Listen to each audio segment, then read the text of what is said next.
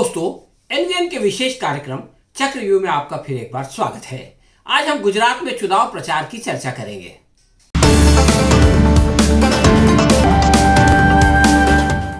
दोस्तों, 1 नवंबर को प्रधानमंत्री गुजरात से 3 दिन के दौरा करके दिल्ली लौटे और 5 नवंबर को हिमाचल प्रदेश में प्रचार के लिए निकल गए। वहां से वापस आकर मजबूरन बाली में G20 की मीटिंग में जाना पड़ा, लेकिन वापसी के 2 ही दिन बाद फिर 3 दिन के लिए गुजरात पहुंच गए। मोदी जी की इस भागदौड़ को देखकर ये समझना मुश्किल है कि आखिर वो प्रधानमंत्री हैं या प्रचार मंत्री हैं। प्रधानमंत्री की ये जल बिन मछली वाली तड़प इसलिए है कि वो जानते हैं अगर गुजरात हार गए तो दिल्ली की हार दूर नहीं होगी और उनका करियर खत्म हो जाएगा। इस व्याकुलता को देखकर वो मशहूर गाना याद आता है, चैन एक पल नहीं और कोई हल नहीं, दिल है घायल मगर आंख जल थल नहीं। तो दोस्तों, गुजरात में बागी बीजेपी की समस्या बने हुए हैं क्योंकि 50% विधायकों का टिकट कट चुका है। इनमें से 36 अपक्ष खड़े हो गए हैं। इसलिए 15 साल में 127 से 99 पर आने वाली ये पार्टी अब और भी नीचे आ सकती है। पिछली बार पटेल आंदोलन ने जो नुकसान पहुंचाया था, इस बार वो बागियों से हो सकता है। यही कारण है कि महाराष्ट्र में शिवसेना से गठबंधन के बावजूद भाजपा की 10 सीटें कम हो गई थी, यानी इसी बगावत के चलते। गुजरात में बगावत को बड़ौदा के पादरा क्षेत्र के उदाहरण से समझा जा सकता है। वहां की तालुका पंचायत के कुल 28 में से 16 बीजेपी के सदस्य थे।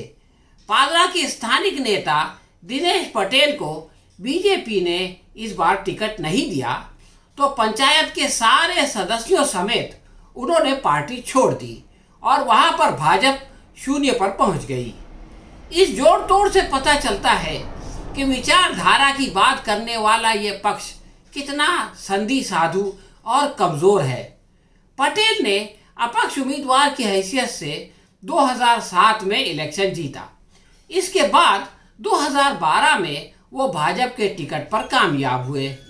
पिछली बार यानी 2017 में पादरा के चैतन्य झाला नामक बीजेपी नेता ने भाजपा छोड़कर बगावत कर दी और कांग्रेस में चले गए और इस जाने की वजह से कांग्रेस के जसपाल सिंह ठाकुर वहां पर कामयाब हो गए क्योंकि झाला ने जो है वो का बीजेपी के खिलाफ जो है वो किया था, इलेक्शनरिंग किया था या प्रचार किया था।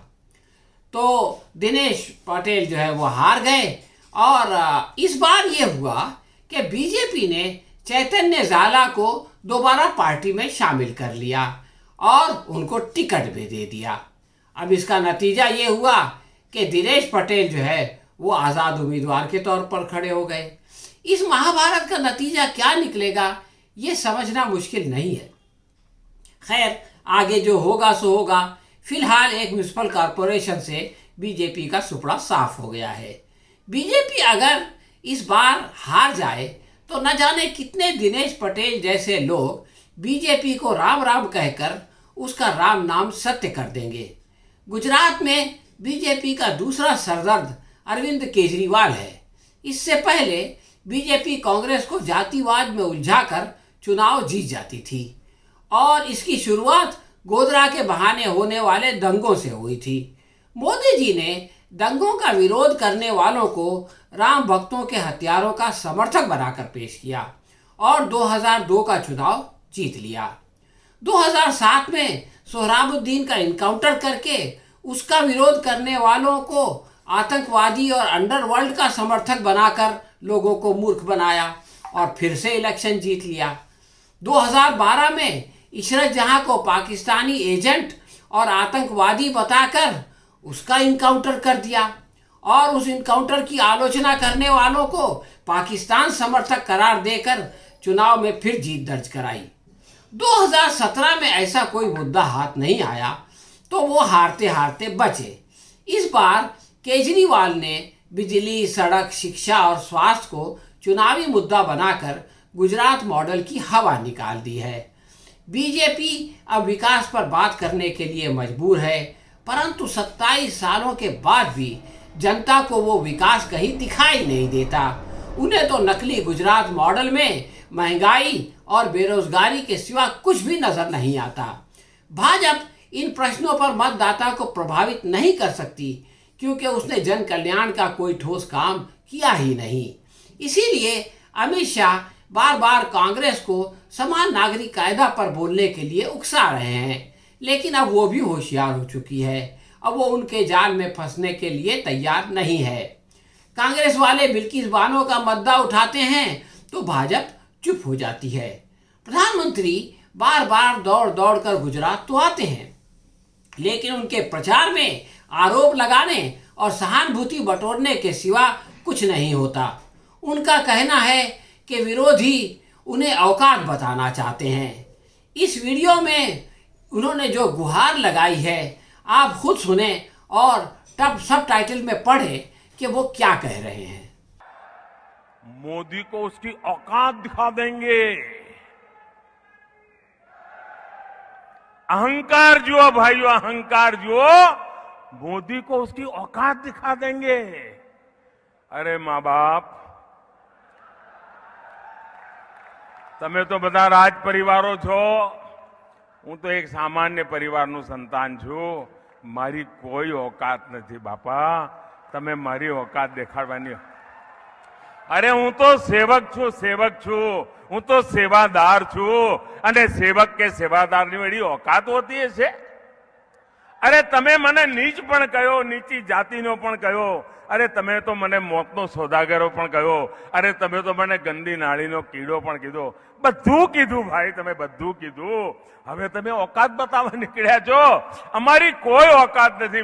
तो दोस्तों, सुना आपने, मोदी जी कह रहे थे कि उनका यानी विपक्ष का अहंकार देखो।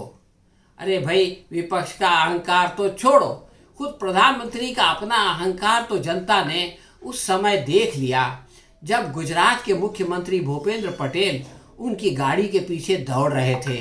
इससे पहले योगी आदित्यनाथ के साथ भी यही हुआ कि प्रधानमंत्री अपनी गाड़ी में चले जा रहे हैं और मुख्यमंत्री उनके पीछे दौड़ रहा है।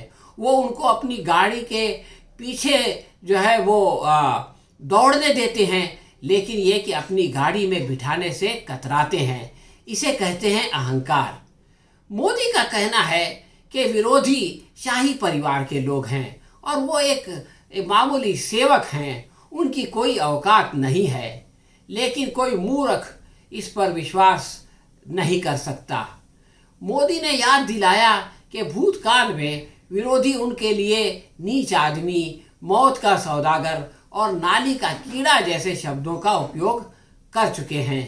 27 साल सरकार चलाने के बाद वो अपनी कोई उपलब्धि नहीं दिखा सकते, तो इस प्रकार सहानुभूति जुटाना ये कितना शर्मनाक है किसी प्रधानमंत्री के लिए। राहुल गांधी की यात्रा तो गुजरात नहीं आई, लेकिन इस बीच वो 2 दिन के लिए गुजरात आए और उनकी सभाओं ने मोदी जी को व्याकुल कर दिया, क्योंकि उन्हें पता था राहुल जी जो प्रश्न करेंगे उनका जवाब मोदी जी के पास नहीं होगा। प्रधानमंत्री का अनुमान सही था। आप खुद इस वीडियो में देखें कि राहुल गांधी उनसे क्या पूछ रहे हैं और जनता से क्या सवाल कर रहे हैं।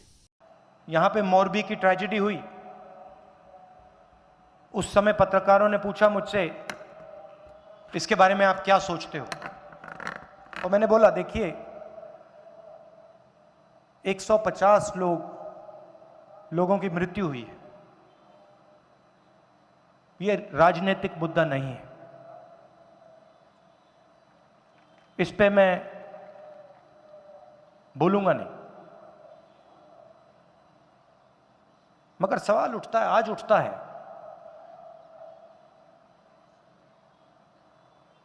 जिन्होंने ये काम किया उनके खिलाफ कोई भी कार्रवाई नहीं, कोई एफआईआर नहीं।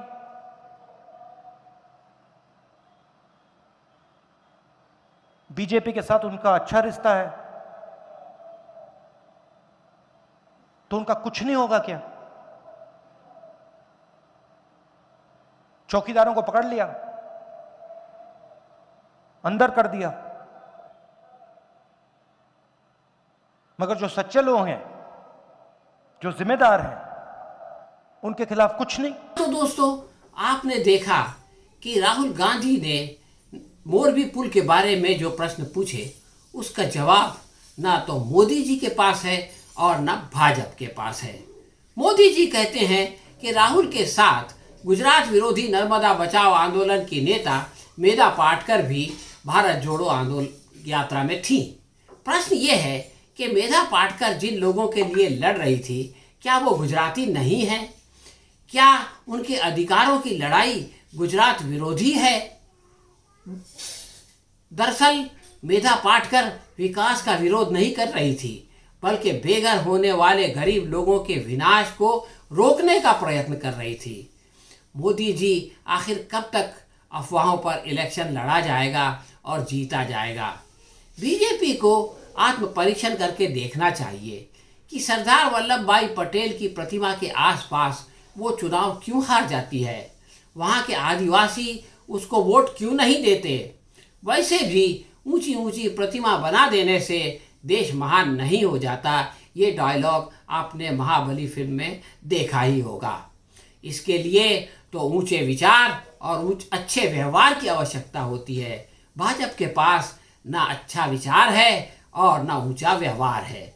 मोदी जी ने कहा ये पदयात्रा सत्ता का सफर है, लेकिन उन्होंने ये नहीं बताया कि बार बार दिल्ली से गुजरात आना और दरवाजे दरवाजे जाकर वोट मांगना क्या है।